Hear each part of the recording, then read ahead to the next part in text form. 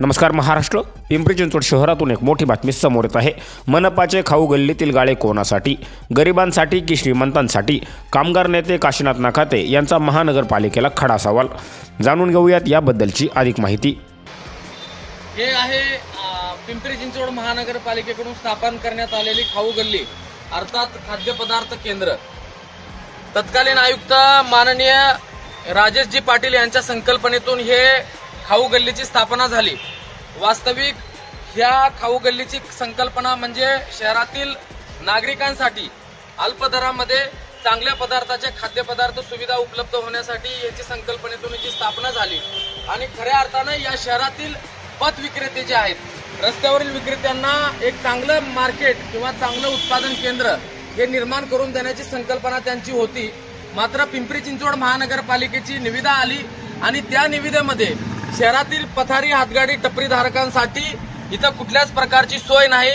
किंबहुना मोठमोठ्या धनिकांना श्रीमंतांना हे खाऊ गल्ली देण्याचा प्रकार आहे. वास्तविकता 4 कोटी रुपये खर्च करून याचं बांधकाम करण्यात आलेलं आहे.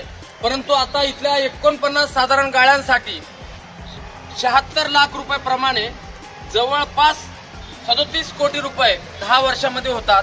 म्हणजे व्यावसायिक दृष्टिकोन असला पाहिजे महापालिकेचा, परंतु ह्याच्यामध्ये अशा पद्धतीने प्रयत्न जर होत असेल आणि याच्यामध्ये सर्वसामान्य नागरिक आमचा रस्त्यावरील विक्रेता ह्याच्यामध्ये सहभागीच होऊ नये अशा प्रकारची यंत्रणा आणि सिस्टीम जर नगर रचना विभाग त्या दरामध्ये करत असेल तर अत्यंत चुकीचं आहे.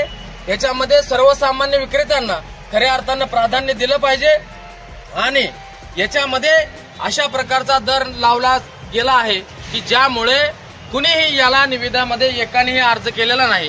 त्याच्यामुळं सर्वसामान्य लोक, सर्वसामान्य नागरिक आणि पथारी वाले व्यावसायिक हॉकर्स याच्यामध्ये सहभागी होतील अशा प्रकारचे दर आकारण्यात यावेत. या खऱ्या अर्थानं तत्कालीन आयुक्त राजेशजी पाटील यांच्या संकल्पनेतून साकारण्यात येत असलेली ही खाऊ गल्ली यशस्वी करण्यासाठी आणि खरोखर सर्वसामान्य विक्रेत्यांना याच्यामध्ये सामावून घेण्यासाठी आताचे आयुक्त माननीय शेखर सिंहजी यांनी सर्वसामान्य विक्रेत्यांना समावेश करून एक आदर्श मॉडेल, एक चांगल्या पद्धतीची खाऊ गल्ली या शहरामध्ये निर्माण व्हावी यासाठी प्रयत्न करावेत.